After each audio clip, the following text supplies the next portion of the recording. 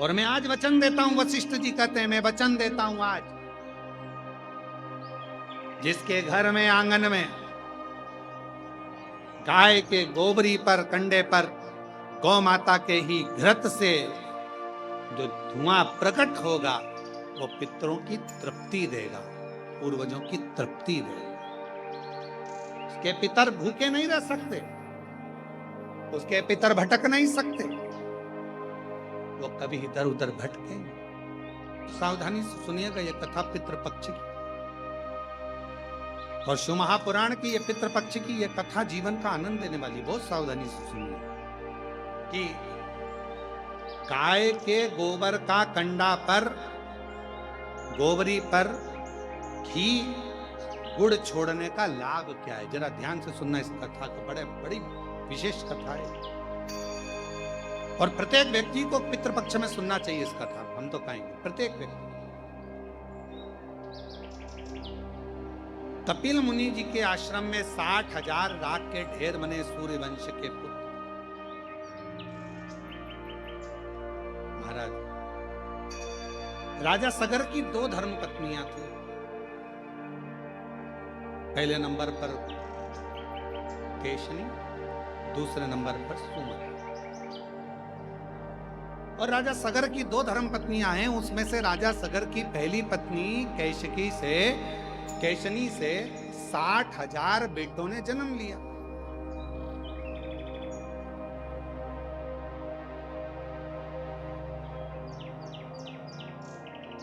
अब कई लोगों के मन में एक प्रश्न खड़ा हो जाता है, गुरुजी, एक बच्चे को नारी जन्म देती है तो उसकी स्थिति क्या रहती है, और आप कह रहे हो कि 60,000 पुत्र को जन्म।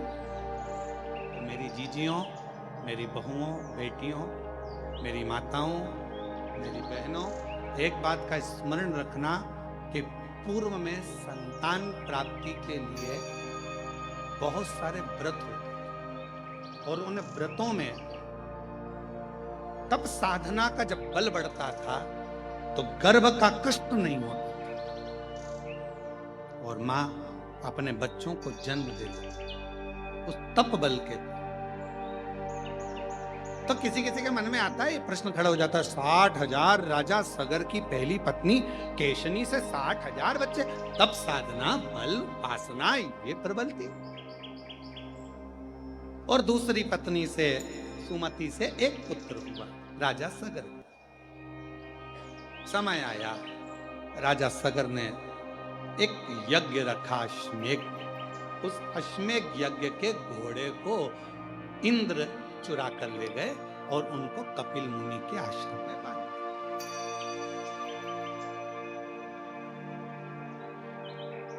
अब आपके मन में फिर अगला प्रश्न आएगा, क्या देवता ऐसे होते थे कि दूसरे के घोड़े चुरा के दूसरी जगह बांध दिया?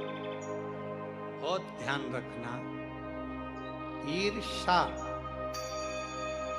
एक शब्द ऐसा है जो किसी को भी बढ़ते हुए नहीं देख सकते। आप उन्नति की सीढ़ी पर चढ़ोगे, आपको वो देख नहीं। ईर्ष्या एक शब्द ऐसा है जो किसी को बढ़ता हुआ नहीं देख सकता। इसके पास गाड़ी कैसे आ गई, इसका बंगला कैसे बन गया, ये इतने ऊंचे पद पर कैसे पहुंच गया, इतनी अवधि कैसे हो गई, इतना प्रतिष्ठा कैसे हो गई, इतना नाम कैसे चल रहा है, इतना दौलत कैसे आ गया, इतना धन कैसे आ गया, इतना वैभव कैसे आ गया। ये ईर्ष्या व्यक्ति के भीतर पनपती रहती, ईर्ष्या। और फिर निवेदन है, दूसरे को कोई मतलब नहीं है, सबसे ज्यादा तकलीफ अपनों को होती है। ये ईर्ष्या अपनों को तकलीफ है। तो क्या करना चाहिए? लोग जलेंगे, ईर्ष्या करेंगे तो क्या हम गाड़ी में नहीं घूमे? लोग जलेंगे, ईर्ष्या करेंगे तो हम क्या खाना नहीं खाएं? लोग जलेंगे, ईर्ष्या करेंगे तो क्या हम कथा नहीं सुने? आप रोज रोज कथा सुन लो। ईर्ष्या। इंद्र ने घोड़ा लिया अश्वमेध यज्ञ का, उसको कपिल मुनि के आश्रम में बांधा। कपिल मुनि के आश्रम में बांधा तो राजा सगर जी ने अपने 60,000 बेटों से कहा कि बेटा जाओ, अश्वमेध यज्ञ का घोड़ा पकड़ लिया है, जरा जाकर देखो और उसको छुड़ा कर लाओ। 60,000 पुत्र राजा सगर के चले और राजा सगर के पुत्रों ने सब जगह पर अश्वमेध यज्ञ के घोड़े को ढूंढना प्रारंभ।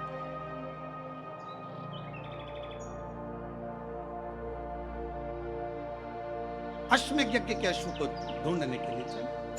अब जगह जगह ढूंढते रहे पर मिला नहीं। आखिरी में कहीं सूचना मिली कि कपिल मुनि के आश्रम में 60,000 जो पुत्र थे वो पहुंच गए और ये मालूम पड़ा कि कपिल मुनि के आश्रम में वो अश्वमेध यज्ञ का अश्व बंधा हुआ है। इन्होंने जाकर क्या देखा कि कपिल मुनि तो तप कर रहे, साधना कर रहे हैं, उपासना कर रहे हैं। और कपिल मुनि तब साधना कर रहे हैं और 60,000 पुत्रों ने जाकर देखा कि ये तो आंख बंद करके बैठा हुआ है। घोड़ा हमारा चुरा के लाया, अश्व हमारा लाया और तप करने बैठा। तो लगा ये तो ढोंग कर, पर घोड़ा उसने नहीं चुरा। कई बार जरूरी नहीं कि जो हमने देखा है वही सत्य, उसके पीछे कोई क्रम भी हो सकता है।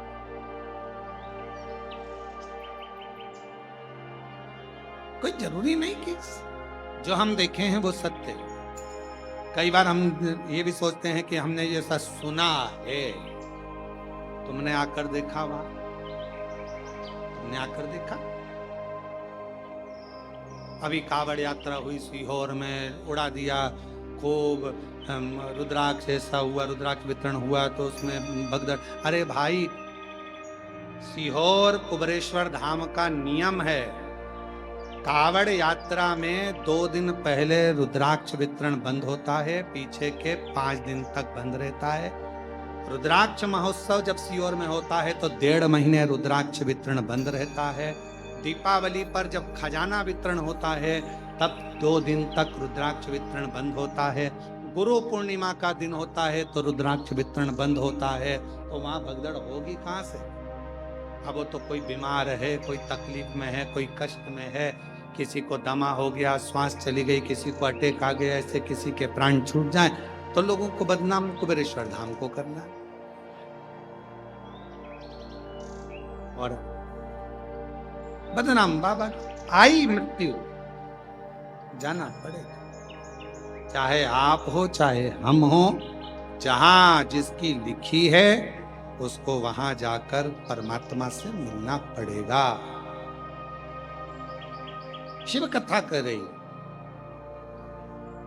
लग रहा है कि कपिल मुनि, अब तुमने देखा क्या 60,000 उन पुत्रों ने क्या देखा कि घोड़ा इन्हीं क्या बंधा है और ये आंख बंद करके बैठे। इनको तो मालूम नहीं कि इंद्रदेव ने चुराया और यहां लाकर बांध दिया, इनको तो ये मालूम ही नहीं है। इन्होंने तो जो देखा उसी को सत्य मान लिया।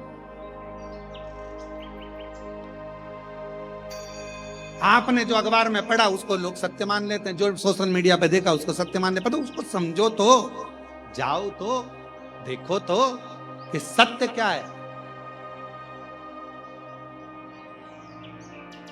आज का जमाने में सत्य को तो बहुत नीचे दबा दिया जाता है और असत्य को प्रकट कर दिया जाता है। आज के जमाने में सत्य को कौन दिखा?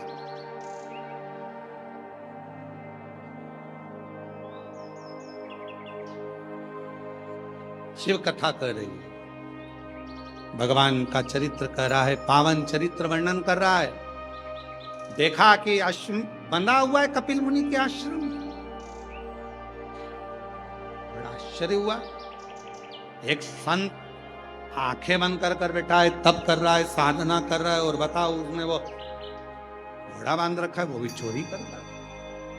गुस्सा आ गया 60,000 उन पुत्रों को, और उन्होंने तुरंत कपिल मुनि को अपशब्द कहना प्रारंभ किया। हार हार महा, अपशब्द कहना प्रारंभ करा। जैसे ही कपिल मुनि को अपशब्द कहना प्रारंभ करा तो कपिल मुनि के नेत्र खुल गए। तुम चोर हो, तुमने हमारा अश्व चुराया है। अश्वमेध यज्ञ का जो सुना कपिल मुनि के नेत्र की ज्वाला भड़क पड़ी और तप में कोई डूबा हुआ होता है, साधना में कोई डूबा हुआ होता है, भक्ति में कोई डूबा हुआ होता है, उसकी नेत्र की ज्योति में तेज उत्पन्न हो जाता है, एक तेज। हम क्यों कहते हैं कि हम भगवान को देखें, भगवान हमें ना देखे?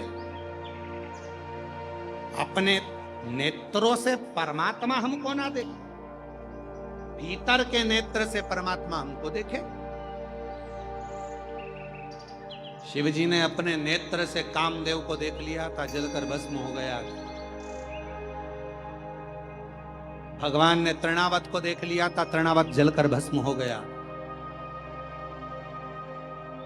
हम परमात्मा को देखें, परमात्मा हमको तो केवल भीतर के नेत्रों से, हम भगवान को याद करें। ये जरूरी है कि हम परमात्मा को याद करें, पर भगवान से कहना तुम हमको याद मत कर लेना। जिस दिन उसने तुम्हें याद कर लिया तुम यहाँ नहीं दिखोगे, सीधे भगवान से कहना हम तुम्हें याद करें पर तुम हमें याद मत करना। याद उसको करा जाता है जो दूर चले जाता है। मेरे शिव, आप तो अपने हृदय में हमको बिठा कर रखना, हमें याद मत करना। हम तेरे पुत्र हैं, हम तेरी संतान हैं, हम तेरी औलाद हैं। अपने हृदय में, अपने दिल में। अब क्रोध आया कपिल मुनि को, 60,000 राख के ढेर बने। जब 60,000 राख के ढेर बने, सब जलकर भस्म हो गए। कौन राजा सगर को बताए कि तुम्हारे पुत्र जल गए हैं, भस्म हो गए हैं, राख के ढेर बन गए हैं? कपिल मुनि के आश्रम में कौन बताने जाए? कोई नहीं गया। सब जल गए तो बताए कौन? अब राजा सगर की पहली पत्नी के पूरे बेटे मर गए, भस्म हो गए। राजा सगर की दूसरी पत्नी सुमति का एक बेटा था। राजा सगर ने उस दिलीप को भेज दिया,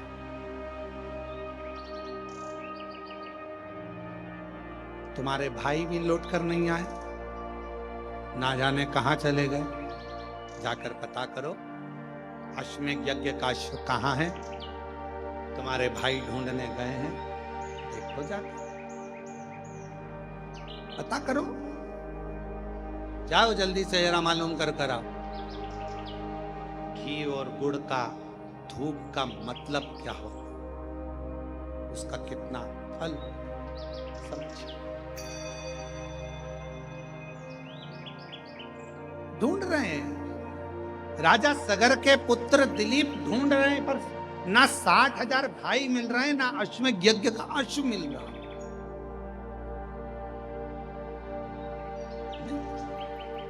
तब आखिरी में ढूंढते ढूंढते वशिष्ठ ऋषि के पास राजा दिलीप पहुंच गए। हाथ जोड़कर प्रार्थना करी, गुरुवर ढूंढते ढूंढते मैं थक गया, ना अश्व मिला, ना मेरे 60,000 भाई, कृपा कर। ना मेरे भाई मिल रहे हैं 60,000, ना अश्वमेध यज्ञ का अश्व मिल रहा है। आप करुणा करें, आप कृपा करें, आप दया करें, कुछ तो करिए बाबा, कृपा करिए बाबा।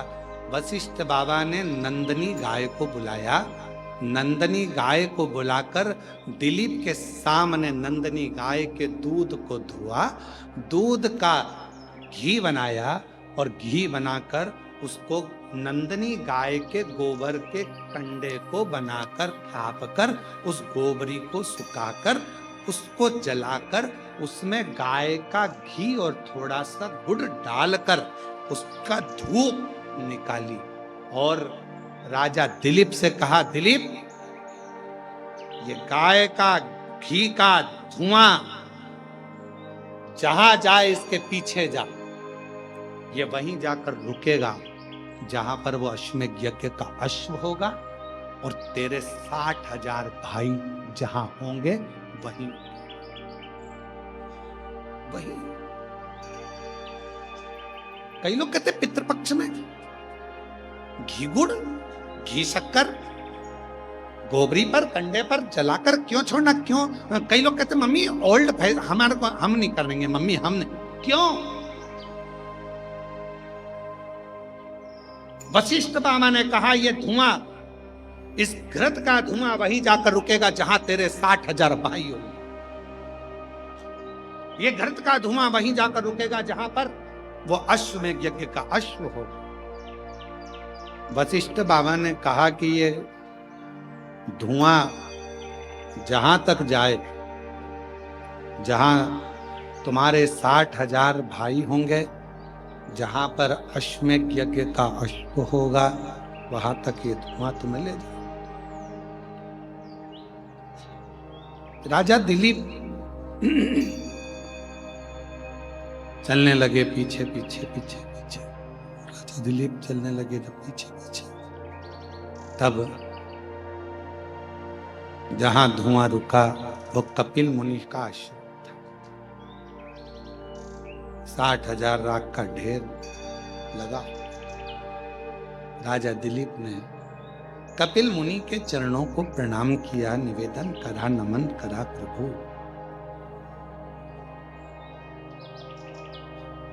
ये राख के ढेर कौन है? कहा राजन ये तुम्हारे भाई हैं 60,000।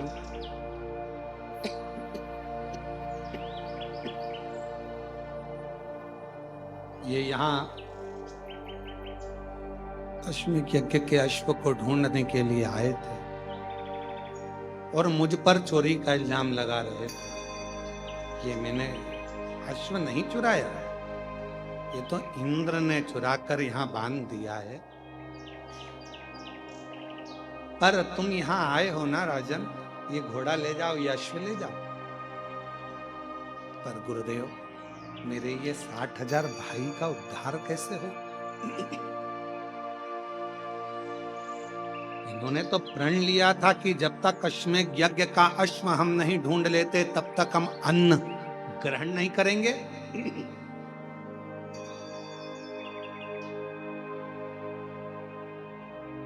ढूंढते ढूंढते इन्होंने यहां पर आए और इनके प्राण चले गए। तो भूखे भी थे, प्यासे भी थे, कुछ भाग भी गए।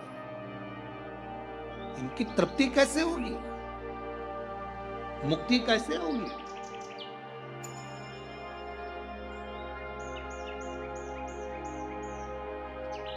जाओ, जब पृथ्वी पर मृत्यु लोक पर गंगा मैया आ जाए तुम लेकर आ जाओ और वो गंगा का जल इनको तार दो। पर गंगा जल नहीं आए जब तक तो इनका मुक्त होना, मोक्ष होना, इनका अन्न भाग, इनका भोजन, इनकी तृप्ति कैसे हो? कैसे? कपिल मुनि ने कहा ये तो वशिष्ठ बाबा ही बता, ये तो वशिष्ठ ऋषि ही बता, मैं नहीं बता। पर इतना जरूर कहता हूं जिस दिन गंगा मैया आएगी ये 60,000 राख के ढेर उस दिन तर जाएंगे, मुक्त हो जाएंगे। दिलीप चले वशिष्ठ बाबा के पास में पहुंचे कि ये जो तुमने गाय का घी छोड़कर, गुड़ छोड़कर जो धुआं दिया था, उस शिवजी ने, वो धुमेश्वर ने हमको मार्ग तो बता दिया धुएं ने, पर मेरे भाई जो 60,000 राख का ढेर बन गए वो भटक रहे होंगे, क्योंकि उन्होंने संकल्प लिया था जब तक अश्व ना ढूंढे तब तक हम कुछ ग्रहण ना करें। भूखे होंगे, प्यासे होंगे। वशिष्ठ ऋषि ने कह दिया